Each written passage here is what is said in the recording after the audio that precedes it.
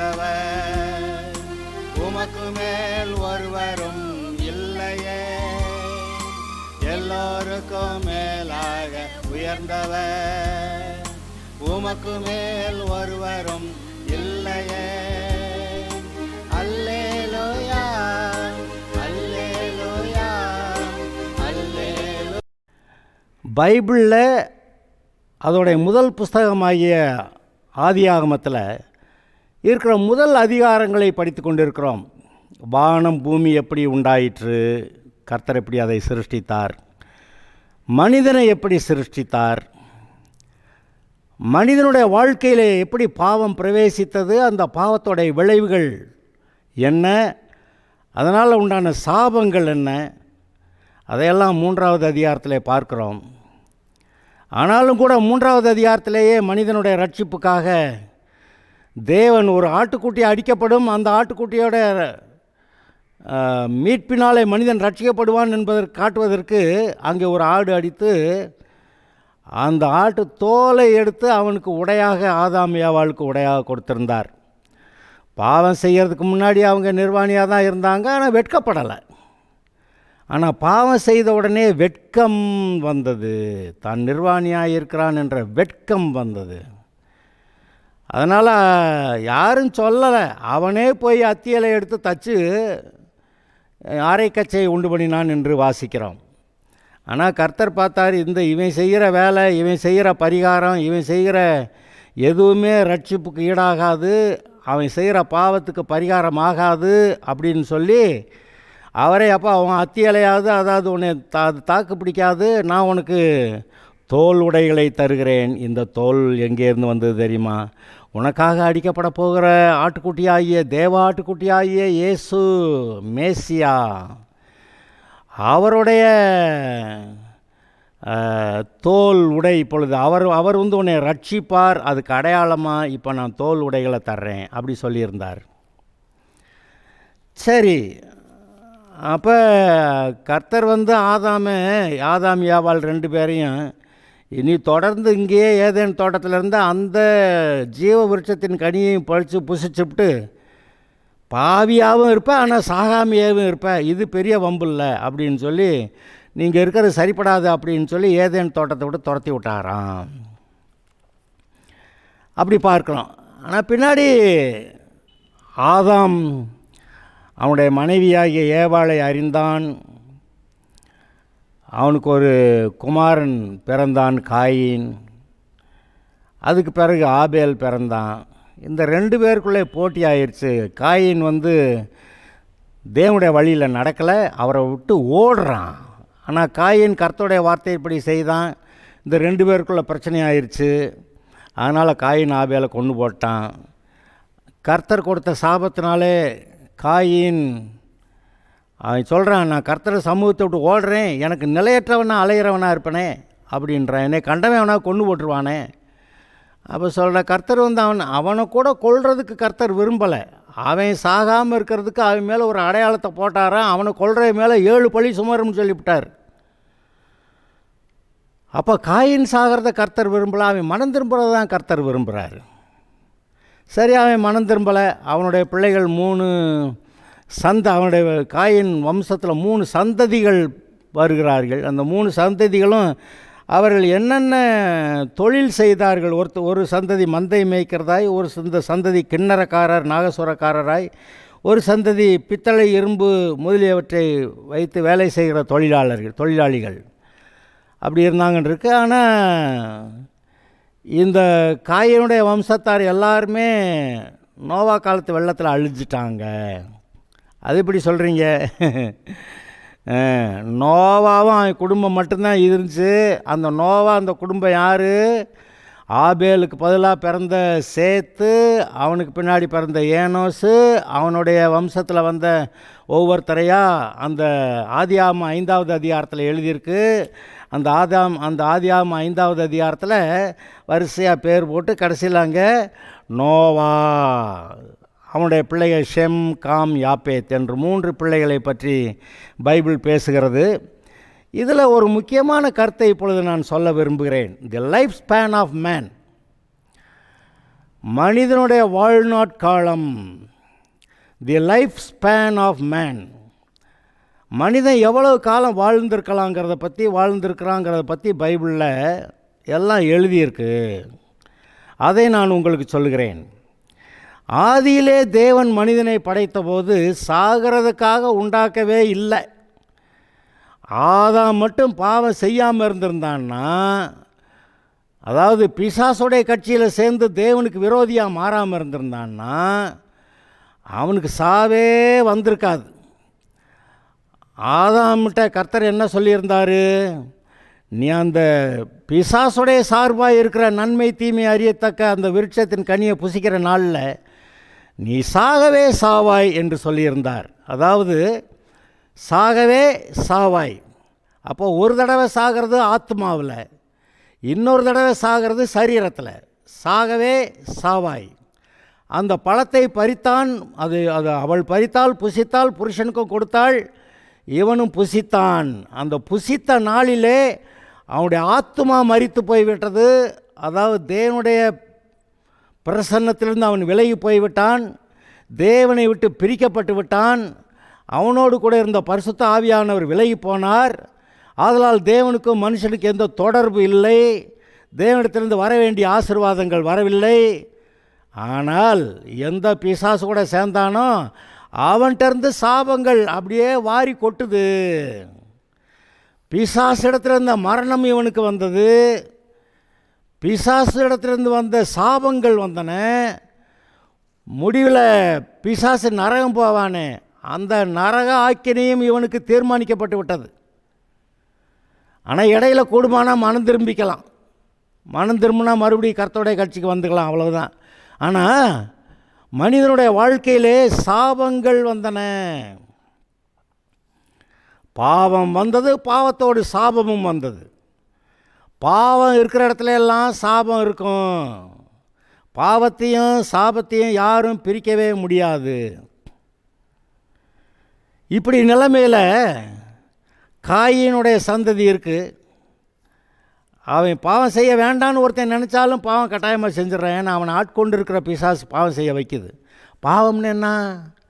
தேவனுக்கு விரோதமான செயல். பழந்தின்னது பாவம்னு சொல்லுவீங்க, ரைட்டு தான். ஆனால் அது தேவனுக்கு விரோதமான செயல். இன்றைக்கு எந்த ஒரு மனுஷனும் ஏதோ ஒரு பாவம் செய்யும்போது திருடுறான், பொய் சொல்கிறான், ஏமாத்துறான், வஞ்சிக்கிறான், லஞ்சம் வாங்குறான், ஊழல் பண்ணுறான், கொலை செய்கிறான், கொள்ளையடிக்கிறான், பாலியல் பலாத்காரம் பண்ணுறான், அம்புட்டும் தேவனுக்கு விரோதமான பாவம். தேவனுக்கு விரோதமான பாவம். அந்த தேவனுக்கு விரோதமான பாவங்களுக்கு சாபங்கள் தான் தண்டனைகள். அந்த சாபங்கள் அவனை விட்டு போகாது. அப்போ சாபங்களை தொலைக்கணுமானா முதல்ல பாவத்தை விடணும். அந்த பாவத்தை எப்படி விடுறது? இயேசுநாதர் வந்தால் ஒழிய பாவத்தை தொலைக்க ஒரு மனுஷனுக்கு ஒரு பலனும் இல்லை. என்னென்னவோ பரிகாரம் செய்ய தேடுகிறார்கள். ஆனால் தேவன் ஏற்படுத்திய அந்த பரிகாரத்துக்கு வராது. மனுஷன் பாவம் செய்த பிறகு அவனுக்கு கொடுக்கப்பட்டிருந்த மகிமை விலகியது. அவனுக்கு கொடுக்கப்பட்டிருந்த மகிமை தான் அவனுக்கு ட்ரெஸ்ஸாகவே இருந்துச்சு. அந்த மகிமை விலகினவுன்னா அவன் தான் நிர்வாணி என்று கண்டு வெட்கப்பட்டு போய் அத்தி இலைகளை எடுத்து தைக்கிறான். அத்தி இலைகளை எடுத்து அரைக்கச்சை உண்டு பண்ணால் வெயில் ஏறினோன்னா காஞ்சு போயிரும்ல, மொடன்னு உதிர்ந்து போயிருமே. அது அரைக்கச்சையாக இருக்குமா? இருக்காது. அப்படியானா இந்த மனுஷன் உண்டு பண்ணின வஸ்திரம் அவனுக்கு உண்மையிலேயே பிரயோஜனம் இல்லை. அதாவது மனுஷன் தனக்குத்தானே செய்து கொண்டு இருக்கிற பரிகாரங்கள் எதுவுமே அவனுக்கு உருப்படியானதல்ல. அது சரியல்ல, அவனுக்கே அங்கீகாரமாக இருக்காது. ஆனால் தேவனே பார்த்து இவனுக்கு ஒரு பரிகாரம் செய்கிறேன் என்று இயேசுவை அனுப்புகிறார். அந்த இயேசுக்கு அடையாளமான ஒரு ஆட்டுக்குட்டி அன்றைக்கே அடிக்கப்பட்டு அந்த ஆட்டுக்குட்டியோடைய தோல் இவனுக்கு உடையாக கொடுக்கப்படுகிறது. ஆக பாருங்க, ஆதாம் பாவம் செய்தான், மரணம் வந்தது. முதலாவது ஆவிக்குரிய மரணம், பிறகு சரீர மரணம். அவனுடைய சரீர மரணம் எப்போ வந்தது? 930 வருஷம் கழிச்சு. அது இன்றைக்கு கூட நம்முடைய மக்களுக்கு ஒரு பெரிய கேள்விக்குறியும் ஆச்சரியமாக இருக்கலாம். நம்பலாமான்னு கூட கேட்கலாம் நீங்கள்.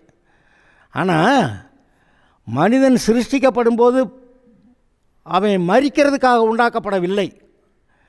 இட்டர்னலாக நித்திய காலமாக தேவனோடு கூட அவன் ஆசீர்வாதங்களிலே பரலோகத்திலே தேவனுடைய சார்பாக அண்ட சராசரங்களிலே எல்லா வேலையும் செய்கிறவனாக இருந்திருப்பான்.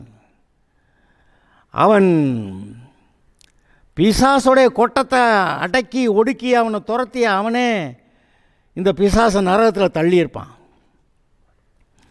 ஆதாமுக்கு கொடுக்கப்பட்ட வேலை அதானே. ஏதேன் தோட்டத்தை நீங்கள் பழுகி பெருகி, ஏதேன் தோட்டமல்ல பூமியெல்லாம் நிரப்பி அதை கீழ்ப்படுத்தி, ஏன் கீழ்ப்படுத்தணும், பிசாசு அங்கே இருக்கான் தேவனுடைய விரோதி, அவனை கீழ்ப்படுத்தி அதை ஆண்டு கொள்ளுங்கள், பூமியை பண்படுத்துங்க. அதாவது சும்மா காடு மாடாக கிடக்கிறதெல்லாம் கொஞ்சம் சமப்படுத்தி பண்படுத்தி மக்கள் பயன்படுத்துகிறது போல் அப்படி நல்ல இடமா மாற்றுங்க அப்படிங்கிற வேலையை தான் கர்த்தர் ஆதாம் கொடுத்துருந்தாரு. ஆக இப்படி நல்ல வேலை செய்கிறவனாய், அதாவது சாவே இல்லாமல் வாழுகிற வாழ்க்கை. இன்றைக்கி உலகத்தில் எவ்வளோ பேர் நீங்கள் கதை கேட்டிருக்கீங்களா? எவ்வளோ கதைகள் சொல்லப்படுகின்றன. ஒரு முனிவர் போய் அங்கே எங்கேயாவது வேள்வி இதெல்லாம் செய்து கடவுள்கிட்ட வரம் கேட்குறப்ப அந்த ஆள் என்ன வரம் வேணும்னா, எனக்கு சாகா வரம் வேணும்னு கேட்டு வாங்கிட்டு வந்த ஆளுகள்லாம் இருக்காங்கல்ல. அந்த கதையெல்லாம் நம்ம கேட்டிருக்கோம்ல. அப்போ மனிதனுடைய இருதயத்தில் ஒரு தாகம், ஒரு ஏக்கம், ஒரு வேட்கை என்னதுன்னு கேட்டால் சாகக்கூடாது. அப்புறம் பாவத்தில் இருக்கிறதுனால சாவு வந்துருமே அப்படிங்கிற பயம் வேற இருக்குது. அப்போ சாவு வேண்டாங்கிறான், ஆனால் வருது. ஆதாமுடைய சந்ததியாய் பிறந்த ரெண்டு பேர் தவிர, ஏனோக்கு எலியா 2 பேர் தவிர சாகாமல் பரலோகம் போன வேறு யாரும் கிடையாதுங்க. அந்த சாவுக்கு எதிர்த்து நிற்கிற வேறு யாரும் அங்கே இல்லை. ஆனால் நிற்க முடியும், இல்லைன்னு இல்லை. ஆனால் பொதுவாக எல்லாரும் மரித்து போகிறார்கள். ஆதாம் எவ்வளோ நாள் கழித்து மரித்தான்? 930 வருஷம் கழித்து. அப்போ பிசாசு அவனோட உயிரை எடுக்க 930 வருஷம் ஆச்சு. ஏன்னா இந்த பாவம் செய்யாத, அந்த பாவம் செய்யாத, இப்படி தான் இருக்கணும், அப்படி இருக்க பிரமாணங்களில் நியாய பிரமாணத்தில் சொல்லப்பட்டிருக்கிறதே, அந்த பிரமாணமெல்லாம் அவனுக்கு இல்லை. அவனுக்கு சொல்லப்பட்டிருந்த ஒரே ஒரு பிரமாணம், அந்த பழத்தை சாப்பிடாத. அந்த ஒரே ஒரு பிரமாணம், அந்த ஒரு பிரமாணத்தை மீறிட்டு பாவியானான். ஆனால் மக்களுடைய பாவங்கள் பூமியில் பெருகுதுன்னு பார்த்த ஒரு பாடு தான், அப்பா இவங்களுக்கு ஒரு பிரமாணம் கொடுத்தா சரிப்படாது அப்படின்னு சொல்லி 10 கட்டளைகள் அதை எழுதி வேற கொடுத்தாரு. 10 கட்டளைகளை எழுதி கொடுத்தாரு. அப்புறம் 613 பிரமாணங்கள், இது மாதிரி வாழ்க்கையில் சம்பந்தப்பட்ட பிரமாணங்கள் 613 பிரமாணங்கள். இந்த 10ஐயும் சேர்த்தா 623. ஆக இந்த 10 பிரமாணங்களை கொடுத்து இப்படி இப்படி செய்யாதேன்னு சொன்னால் அந்த 10ஐயும் முறிச்சான் பாருங்க. ஆதாம் ஒரே கற்பனையை முறிச்சான். அப்புறம் அதுக்கு பின்னாடி வந்த மக்கள்லாம் கொடுக்கப்பட்ட 10 கற்பனையும் சரி, அதுக்கு பிறகு கொடுக்கப்பட்ட 613 கற்பனைகள் எல்லாத்தையும் முறிச்சாங்க. அப்போது ஒன்று தெரியுது, கற்பனை வந்தால் பாவம் வரும். ஏன்னா மனுஷன்ட்ட கீழ்ப்படியாமல் இருக்கிறது. அடங்காமை ஆறிருள் உய்த்துவிடும், அந்தகாரத்தில் கொண்டு போய் தள்ளிடும் உன்னைய அப்படின்னு சொல்லியிருக்கேன். காரிருள் பிசாசுடைய ராஜ்யம் அதுக்கு அடையாளமாகி வருகிறது. அது நரகத்துக்கு ஒப்பாய் சொல்லப்படுகிறது. ஆக அவன் ஏதோ அவனுக்கு தெரிஞ்ச வாழ்க்கையை வாழ்ந்துகிட்டு இருக்கிறான். இந்த ஆதாம் மனசாட்சியில் குற்ற மனசாட்சியையும் தாழ்வு மனப்பான்மையும் ஆக்கினை தீர்ப்பு நரகமும் வருங்கிற அந்த எண்ணங்களை அவன் எவ்வளோதான் கொடுத்தாலும் ஆதாமை கொல்றதுக்கு பிசாசுக்கு 930 வருஷம் ஆகிருக்கு. அவனோடு சேர்ந்த சிலர் 940 வருஷம் வாழ்ந்தவங்க இருக்கிறாங்க, 910 வருஷம் வாழ்ந்தவங்க இருக்கிறாங்க, 830 வருஷம் வாழ்ந்தவங்க இருக்காங்க. அப்புறம் ஒருத்தன் 969 வருஷம் வரைக்கும் இருந்திருக்கிறான். 969 வருஷங்கள் ஒருத்தன் உயிரோடு இருந்திருக்கிறான்னாக்க அது பெரிய சந்தோஷம் இல்லையா? அப்போ க்ளோஸ் டு 1000 வருஷத்துக்கு பக்கமாக மக்கள் ஆரம்ப காலங்களில் உயிரோடு இருந்திருக்கிறாங்க. ஆனால் இந்த 900+ காலப்போக்கில் இல்லாமல் போச்சு. எப்போ இந்த மனுஷர்கள் குமார்த்திகளோட அங்கே விழுந்து போன தேவதூதர்கள் சேர்ந்து ராட்சத சந்ததியை பிறப்பிச்சாங்க இல்லையா? ராட்சத சந்ததியிலிருந்து மனுஷன் வர முடியாது. அதனால் அவங்க எல்லாத்தையும் அழிக்கிறேன்னாரு. நோவாவும் குடும்பம் மட்டும்தான் தேவன் ஏற்படுத்திய ஆதாம் சந்ததியை போல இருந்தார்கள். அதனால் அந்த நோவாவும் குடும்பம் மட்டும் உயிரோடு இருந்தது. அந்த காலத்தில் இந்த மனுஷருடைய வாழ்க்கையில் பாவம் பெருகினதை பார்த்து கர்த்தர் ஒரு வார்த்தை சொல்லிட்டார். 6வது அதிகாரத்தில், ஆதியாகமம் 6வது அதிகாரத்தில் வாசிக்கிறேன். மனுஷர் பூமியின் மேல் பெருக துவக்கி அவர்களுக்கு குமார்த்திகள் பிறந்தபோது தேவகுமாரர் மனுஷகுமார்த்திகளை அதிக சௌந்தரியம் உள்ளவர்கள் என்று கண்டு அவர்களுக்குள்ளே தங்களுக்கு பெண்களை தெரிந்து கொண்டார்கள். அப்பொழுது கர்த்தர், என் ஆவி என்றைக்கும் மனுஷனோடே போராடுவதில்லை, அவன் மாம்சந்தானே, அவன் இருக்க போகிற நாட்கள் 120 வருஷம் என்றார். எங்கே 900க்கு அதிகமான வருஷங்கள் உயிரோடு இருந்தவங்க இந்த பாவங்கள் பெருகின பிறகு அது 120 பக்கத்தில் வந்துருச்சு. அதுக்கு மேலேயும் கொஞ்சம் பேர், ஒரு சிலர் 120க்கு மேலே இருந்தவங்க இருக்கிறாங்க. மோசே 120 வருஷம் வரைக்குமே அவன் இவரோட இருந்தான். ஆனால் ஆபிரகாம் 175 வருடங்கள், அவனுடைய குமாரன் ஈசாக்கு 180 வருடங்கள், அவனுடைய குமாரன்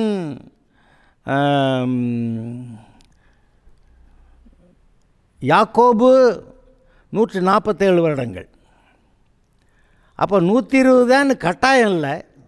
அவங்க கர்த்தருக்கு கீழ்ப்படிஞ்சு நடக்கிறவங்களாக இருந்தால் இன்னும் கொஞ்சம் அதிகமாக வாழ்ந்துருந்துருக்குறாங்க அப்படின்னு நம்ம பார்க்குறோம். ஆனால் பொதுவாக 120 வருஷம். இன்றைக்கும் கூட நோவா காலத்தில் சொல்லப்பட்ட வார்த்தை தான் இன்றைக்கும் நடக்கிறது. இன்றைக்கு உலகெங்கு நீங்கள் தேடி போய் அங்கே கின்னஸ் புத்தகத்தில் நீண்ட நாள் வாழ்ந்தவங்க பேரெல்லாம் கேட்டிங்கன்னா ஏறக்குறைய 120 வருடங்கள் இருந்தவர்கள் இருக்கிறார்கள். 117, 116, 113, 107 அப்படியெல்லாம் வாழ்ந்தவங்க நிறைய பேர் இருக்கிறாங்க. இன்றைக்கும் கூட எங்கேயோ அந்த கிரேக்க தேசத்திலிருந்து அலெக்சாண்டர் வந்தானே, அவன் திரும்பி போகும்போது அவனுடைய மக்கள் சிலர் இமயமலை பகுதியில் தங்கிட்டாங்களாம். அவங்க மலைப்பகுதிகளில் இருக்கிறதுனால சமபூமியில் இருக்கக்கூடிய பாவிகளோட ரொம்ப தொடர்பு இல்லை. அதனால் அந்த மக்கள் அதாவது இந்த மற்ற உலகத்து மக்களை விட்டு ரொம்ப ஓரளவுக்கு பிரித்தெடுக்கப்பட்டவர்களாக எங்கேயோ அவங்க குடியிருக்கிறாங்க. அவங்க 165, 170 வயதெல்லாம் இருக்கிறாங்கன்னு இப்போ ரிப்போர்ட் இருக்குது. ஒரு மனுஷன் இந்தியன் பாஸ்போர்ட்டோட 170 வருஷத்துக்கு மேலே ஏர்போர்ட்டில் பிளேன் ஏறி போயிருந்துருக்கிறான். அப்போ இது அப்படி தான் நமக்கு தெரிய வந்தது. அப்போ 120ங்கிறது கட்டாயம் கிடையாது. நீங்கள் இருதயத்தை நல்லா வச்சுருந்தா ஆபிரகாம் மாதிரி 175, ஈசாக்கு மாதிரி 180, யாக்கோபு மாதிரி 147. இப்போ நம்ம சொல்கிறோமே ஏதோ கிரேக்க சந்ததி அங்கே நின்று போன இமயமலையில் நின்று போனது, அவங்க இந்த உலகத்து பாவங்களில் ரொம்ப சிக்காமல் ஏதோ பரவாயில்லாமல் வாழ்கிறாங்க, அவங்க 170 வரைக்கும் இருந்தவங்க இருக்காங்கன்னு சொல்லி இப்போ ஒரு ரிப்போர்ட் வந்திருக்கு. அப்போ சாகாமல் இருக்கிறதுக்கு பிறகு பாவம் செஞ்சால் 900க்கு அதிகமாக 1000 வருஷம் பக்கமாக குடியிருந்ததை பற்றியெல்லாம் நம்ம பார்க்குறோம். அப்புறம் பாவம் பெருகின போது நோவா காலத்தில் அந்த தேவதூதர்கள், விழுந்து போன தேவதூதர்கள் மனுஷகுமார்த்திகளை தங்களுக்கு மனைவியாக தெரிந்து கொண்டு பிள்ளைகளை பெற்றாங்க. அவங்களுக்கு பிறந்த பிள்ளைங்க மனுஷர் இல்லை, அவங்களுக்கு பிறந்த பிள்ளைங்க ராட்சதர்கள், ஜயன்ஸ். இப்போயும் அவனாவது ஒருத்தன் 10 அடி வளர்ந்து இவன் பாரு ஜெயண்ட் மாதிரி இருக்கான் பாரு அப்படின்னு சொல்லுவான். நான் ஒரு நாள் ஏதோ ரயில்வே ஸ்டேஷனில் பூனாவோ அந்த பக்கத்துலேருந்து வந்துட்டு இருந்தப்போ இறங்கி டீ குடிக்க போயிட்டு வந்தேன். பார்த்தா 7-8 அடி இருப்பான் ஒருத்தன், வளர்த்தியா. அவனை பார்த்துட்டே இருந்தேன். அவன் ட்ரெயினில் ஏறுறான், அவன் குனிஞ்சு ஏற வேண்டியதாக இருக்குது. அந்த ட்ரெயின் கதவு எவ்வளோ உயரமாக இருக்கும் பாருங்கள். அவன் அதில் குனிஞ்சு உள்ளே ஏறுறான். எனக்கு ஆச்சரியம், எப்பா இப்போ இவ்வளோ உயரமான ஆள் ஒருத்தன் இருக்கான்னு. ஆனால் அது எல்லாருக்கும் இல்லை. இன்றைக்கு சாதாரண மனிதர்களே 7-8 அடி வளரலாம் தான். சரி, அந்த மூளையில் இருக்க பிட்யூட்ரி கிளாண்டு அது கொஞ்சம் ஒரு வேறு மாதிரி வேலை செஞ்சிருச்சுன்னா கூட குட்டையாக போகிறவங்களும் இருக்காங்க, டுவார்ஃப்ஸ், அல்லது இப்படி வளர்ந்து போயிடுறவங்களும் இருக்கிறாங்க. ஆனால் விழுந்து போன தேவதூதர்கள் ஆண்களாக உருவெடுத்து இந்த மனுஷகுமார்த்திகள் அழகுள்ளவர்கள் என்று கண்டு இவர்களை மனைவியாக தெரிந்து கொண்டு பிள்ளைகளை பெற்றா தேவகுமாரருக்கும் மனுஷகுமாரத்திக்கும் பிறக்கிறது மனுஷனாவா இருப்பேன்? இல்லையே. கழுதையும் குதிரையும் சேர்த்தா கழுதை வருமா, குதிரை வருமா? குதிரையும் வராது, கழுதையும் வராது. கோவேறு கழுதைன்னு ஒன்று வந்திருக்குது. அதுபோல் மனுஷகுமார்த்திகள் தேவகுமாரோட கூடனா ராட்சதர்கள் தான் வந்தாங்க. அவங்க தேவன் உண்டாக்கின மனிதர்கள் அல்ல. ஆனால் நோவா காலத்தில் அந்த நோவாவும் குடும்பம் மட்டும்தான் தேவன் உண்டாக்குன மாதிரி மனுஷனாக இருந்தாங்க. மீதியெல்லாம் ராட்சத சந்ததி. அதனால் அந்த ராட்சத சந்ததி எல்லாத்தையும் கர்த்தர் அழித்தாராம் நோவாவுடைய காலத்தில். பிறகு நோவாவுடைய பிள்ளைகள் ஷேம் காம் யாப்பேத் மூலமாக மனுஷர்கள் பூமியிலே பெருகத்து வைக்கினார்கள். சரி, அதில் தான் பாருங்கள் இந்த மனிதர்களுடைய வாழ்க்கையே என்னென்னு பார்த்தீங்கன்னா, கர்த்தரை விட்டு வேறு எதையாவது ஆராதிக்கிறது. அதான் அவங்க பொழப்பே. அப்படி எல்லோரும் போயிட்டாங்க. அதில் அந்த கூட்டத்தில் ஒருத்தன் ஆபிரகாம்னு ஒரு மனுஷன், கர்த்தரை ஏற்றுக்கொள்ளுகிறேங்கிற ஆள், கர்த்தருடைய வழியில் வர்றேன்ற ஆள். அவனை கர்த்தர் கூப்பிட்டாரான், அவனு வந்தானா, அவர் சொன்னதுக்கெல்லாம் கேட்டானா, இந்த தேசத்தை அவனுக்கு தர்றேன்னாரான். அப்படி தான் இஸ்ரவேல் தேசத்தை கர்த்தர் கொடுத்தாரான். ஆபிரகாமுடைய சந்ததியாக வர்றவங்க தான் இஸ்ரவேலர். அப்புறம் ஆபிரகாமுடைய இன்னொரு குமாரன், அதாவது தன்னுடைய ஆபிரகாமுடைய மனைவி சாராளுக்கு வேலைக்காரி ஒருத்தி இருந்தா, எகிப்து தேசத்தை சேர்ந்த வேலைக்காரி ஆகார். அந்த ஆகாருக்கு பிறந்த பிள்ளை தான் இஸ்மவேல். அந்த இஸ்மவேலுடைய சந்ததி தான் இன்றைக்கு பூமியில் இருக்கக்கூடிய அரபு ஜனங்கள், அரேபியன்ஸ். அப்போ 2 சந்ததியை ரொம்ப முக்கியமாக நீங்கள் பார்க்குறீங்க. மற்ற சந்ததியெல்லாம் இருக்குது. ஆபிரகாமுடைய சந்ததியில் 2 முக்கியமான சந்ததி, ஒன்று இஸ்ரவேலர், ஒன்று இஸ்மவேலர், அரேபியர்கள். அப்புறம் மற்ற மக்கள்லாம் பூமியில் இருக்கிறாங்க. ஆனால் இதில் ரொம்ப விசேஷமானது இஸ்ரவேலும் இந்த அரேபியர்களும்.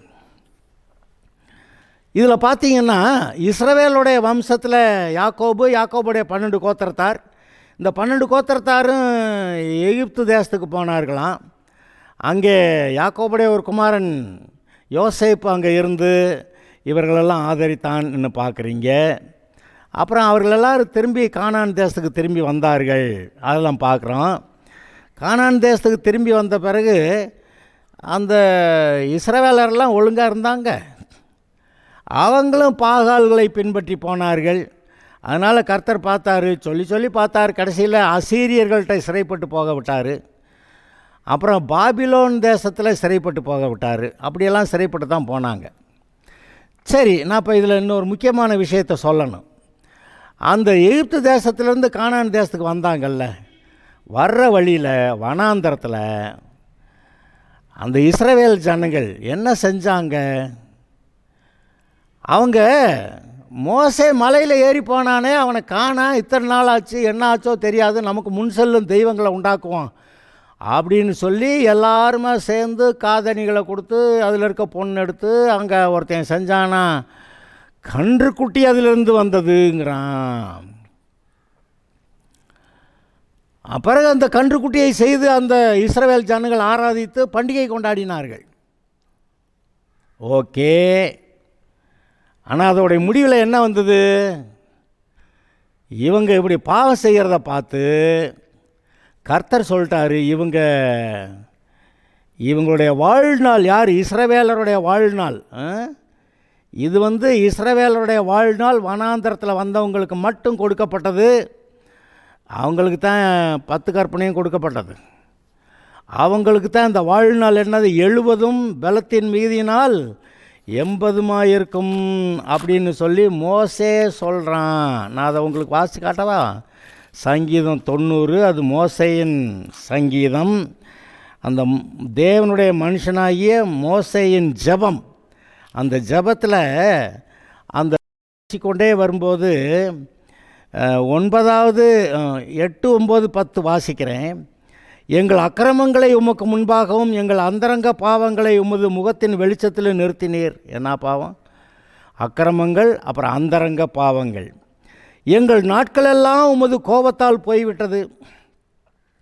ஒரு கதையைப் போல் எங்கள் வருஷங்களை கழித்து போட்டோம். எங்கள் ஆயுசு நாட்கள் 70 வருஷம். பலத்தின் மிகுதியினால் 80 வருஷமாயிருந்தாலும் அதன் மேன்மையானது வருத்தமும் சஞ்சலமுமே. அது சீக்கிரமாய் கடந்து போகிறது, நாங்களும் பறந்து போகிறோம்.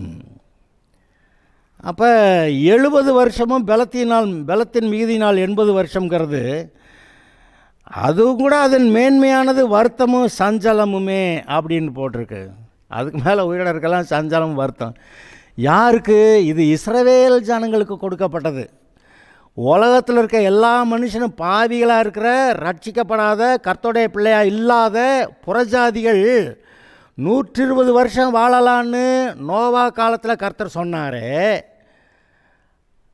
அப்போ இன்றைக்கும் புறஜாதியார்கள், தேவனை அறியாதவர்கள் 120 வருஷத்துக்கு பக்கமாலாம் வாழ்கிறாங்க.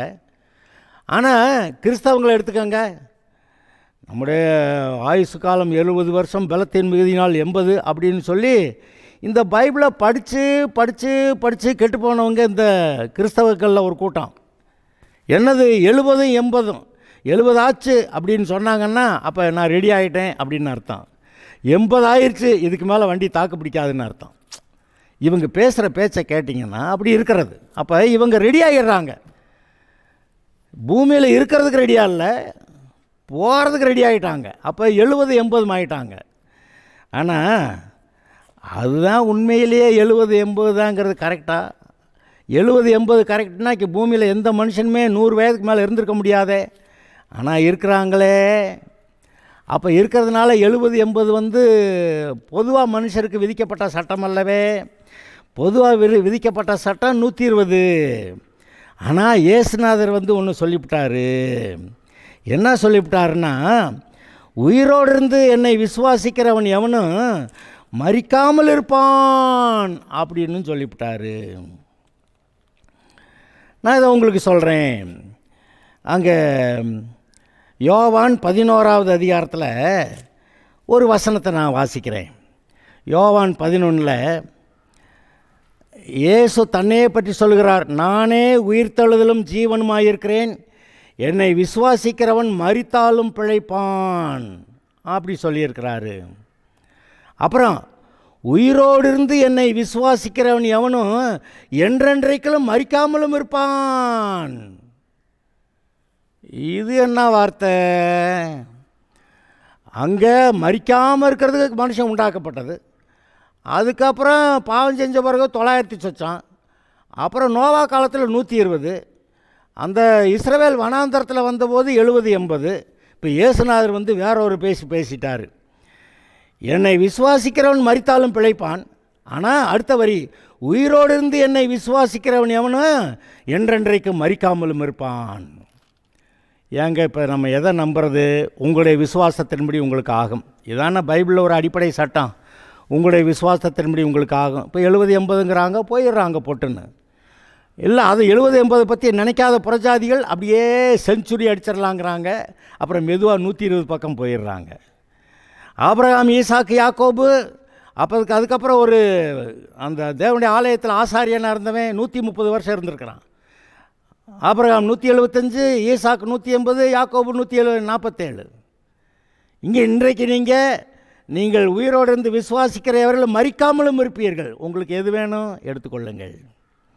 நம்முடைய விசுவாசத்தின்படி நமக்கு ஆகும். ஆதலால் சரியாய் விசுவாசியுங்கள், வாழ்ந்திருங்கள். You can increase your life span. உங்களுடைய வாழ்நாட்களை நீங்கள் கூட்டலாம், அல்லது பாவம் செஞ்சால் அதை குறைக்கலாம். ஆதலால் கர்த்தரை ஏற்றுக்கொள்ளுங்கள், இயேசுவை ஏற்றுக்கொள்ளுங்கள், பிழைப்பீர்கள், மரித்தாலும் பிழைப்பீர்கள், உயிரோடு எழுந்திருப்பீர்கள். Okay, God bless you.